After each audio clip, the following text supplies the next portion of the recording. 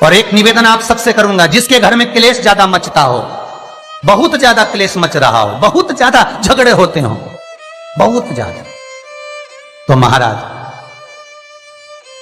शंकर भगवान पर थोड़ा सा चावल एक कटोरी में गला लो, थोड़ा सा चावल गलाओ, गलाकर उसको पीस लो, पीस कर उस चावल में थोड़ा सा चंदन, थोड़ी सी हल्दी डाल लो, उसका उपटन तैयार करो। बुधवार के दिन, कोई भी बुधवार, शंकर जी के मंदिर में जाकर शंकर भगवान के शिवलिंग पर उस चावल का लेपन करो। 7 लोटा पानी, मात्र 7 लोटा पानी शंकर को समर्पित करो, शिव को समर्पित, अपनी कामना कर कर अपना भाव रखो। जब वापिस चलो, जिस कटोरी में से भगवान शंकर को आपने उपटन लगाया था, वही कटोरी घर लेकर आओ। घर के मूल स्थान जो भी हैं, हर हॉल में, कमरे में उसकी एक एक बिंदी लगा दीजिए। मात्र 3 बुधवार आप कर लीजिए, आपके घर में कभी क्लेश नहीं हो सकता। भूमि का कितना भी दोष होगा सिद्ध हो। जिस घर में रुपया आ रहा है, जा रहा है, 1 रुपए कमा रहे हो, 100 रुपए खर्च हो रहा है, घर में पैसा नहीं दिख रहा, व्यापार तो अच्छा कर रहे हो, घर में 4 लोग कमा रहे हैं, सब कोई मिलकर कमा रहा है, तो भी पैसा नहीं दिख रहा, तो भी धन नहीं दिख रहा, रुपया नहीं दिख रहा। महाराज, अगर धन संचिता में नहीं पड़ रहा हो, धन संचिता में नहीं आ रहा, तो महाराज शिव महापुराण की कथा कहती है, तिल्ली का लेपन, तिल्ली काले कलर की तिल को लेकर उसके साथ में थोड़ा सा चावल, और हमारे यहां चावल के साथ में चावल की धान आती है, आपको बाजार में मिल जाएगी चावल की धान, जिसको जौ का भाग अलग हो जाता है, जौ गेहूं की हो जाती है, पर चावल की धान कहते हैं उसको। इन तीनों को एक कटोरी में रख लो, तीनों को पानी में गलाना नहीं है, बस कटोरी में रख लो। महाराज, दरवाजे के नजदीक में, जब दरवाजे से अपन बाहर निकलते हैं तो उल्टे भाग में उसको रख दिया जाए। घर से 1 लोटा पानी जिसमें कच्चा दूध मिला हो, वो कटोरी शनिवार के दिन रखकर, रविवार को उठाकर ले जाकर कलश नीचे रखकर, सीधे हाथ में कटोरी रखकर शंकर जी को समर्पित कर दो। जल चढ़ा दीजिए। बाबा भोलेनाथ के जो चरण पादुका है, उस पादुका में वही तिल्ली, वही चावल का भात, वही जौ, जो आप चावल का धान बोलेंगे, धान, उसको लेकर दोनों भाग पर समर्पित कर दो। आते समय वो दोनों भाग पर चढ़ी हुई तीनों चीजें उठाकर लेकर आ जाइए। दुकान में, व्यापार में, व्यवसाय वाली जगह पर उसको रख दीजिए।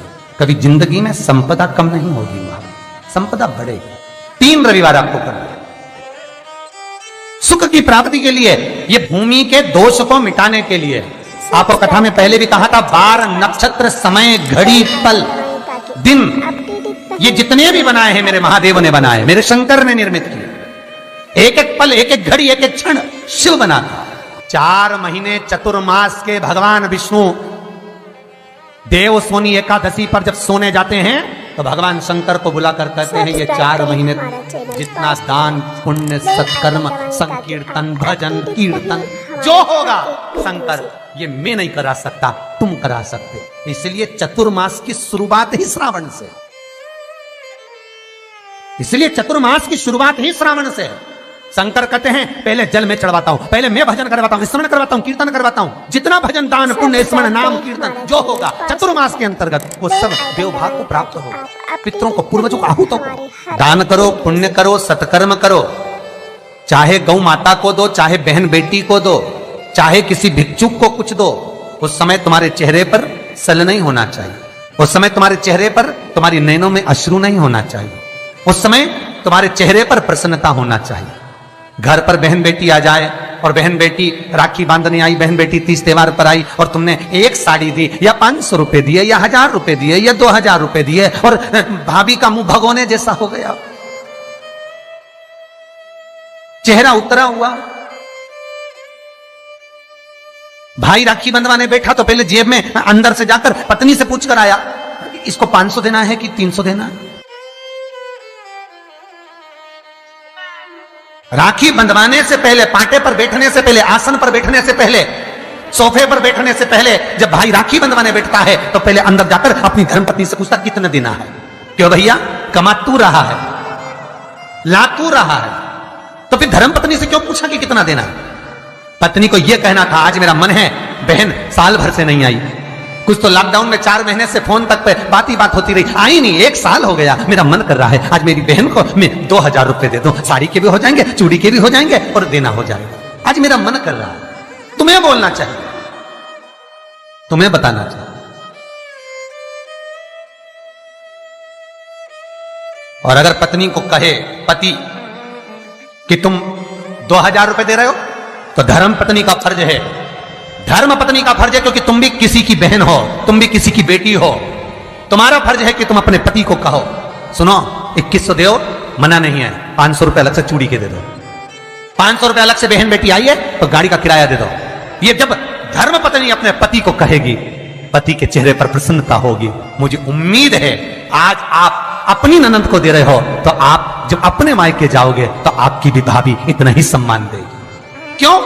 एक उंगली जो हम किसी पर उठाते हैं तो ये 3 उंगलियां हमारी ओर जाती है। हम एक के लिए अगर व्यवस्था करते हैं तो कहीं ना कहीं आपकी व्यवस्था भी पूर्णता में हो पाती है। आपकी व्यवस्था, आपका भाव,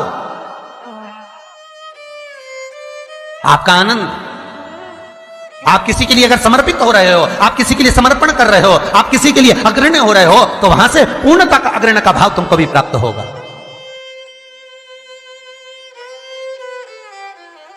रक्षाबंधन पर भाई राखी बंधवाने बैठ रहा है तो धर्मपत्नी से पूछ रहा है कितने रुपए देना है।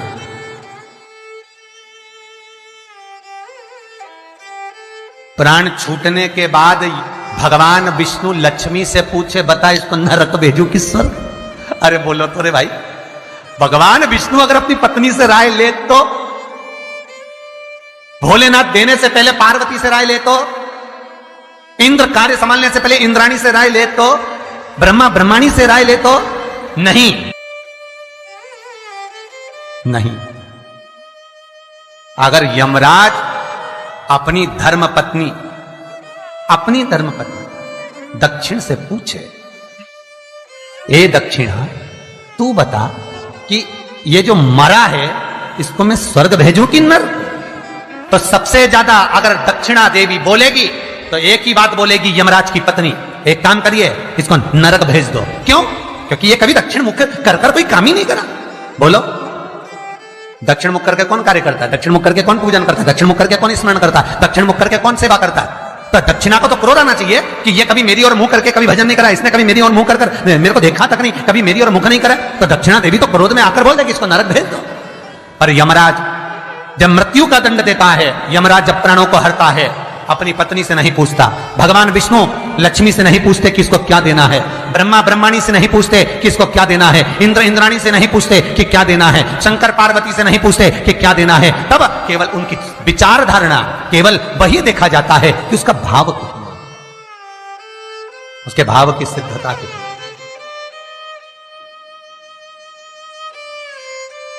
पर आज का जमाना है, बहन जैसे ही आई राखी बांधने, भैया चलो बैठो पाटे पे, अंदर अभी आया, अंदर गया, कितने देना? साड़ी रखी है मैंने निकाल दी है, धर्मपत्नी कहती है साड़ी निकाल दी मैंने, ये साड़ी दे देना, और सुनो साड़ी के पास 500 रुपए रख देना, बहुत है, साड़ी भी तो दे रहा है। और ये तूने जो अपनी ननद के साथ करा, अब तू अपने मायके जा और तेरी भाभी तेरे साथ करे तो तुझे कैसा लगेगा? 3 को देने से कभी नहीं घटता, शिव महापुराण की कथा कहती है। पहला बहन बेटी को देने से, दूसरा गौ माता को देने से, तीसरा संत ब्राह्मण को देने से कभी नहीं घटता महाराज। बढ़ेगा, घटेगा नहीं। बहन बेटी को देने से कभी घटता नहीं है। तुमने जो दिया उसका 4 गुना अगले साल तक तुम्हें प्राप्त हो जाएगा। गौ माता को 1 रोटी दी है, गौ माता के निमित्त से 1 रुपया निकाला है, गौ माता के निमित्त से 1 रुपया भी अगर तुमने दान करा है, पुण्य करा है, उसके निमित्त का अगले वर्ष तक यही तारीख लिख कर रखना, कितना पुण्य प्राप्त होता है, कितना फल प्राप्त होता है, कितनी लक्ष्मी प्राप्त होती है। देने से घटता नहीं है। तीसरा, संत ब्राह्मण को देने से कभी घटता नहीं है। आपने जो दिया उसका 1000 गुना आपको प्राप्त हो जाता है, 1000 गुना। श्री शिवाय नमस्तुभ्यं, श्री सब्सक्राइब करें शिवाय हमारे चैनल वास्तु फैक्ट। नमस्तुभ्यं। बेल आइकन दबाएं ताकि आप श्री अपडेट रहें हमारे हर शिवाय वीडियो से। नमस्तुभ्यं।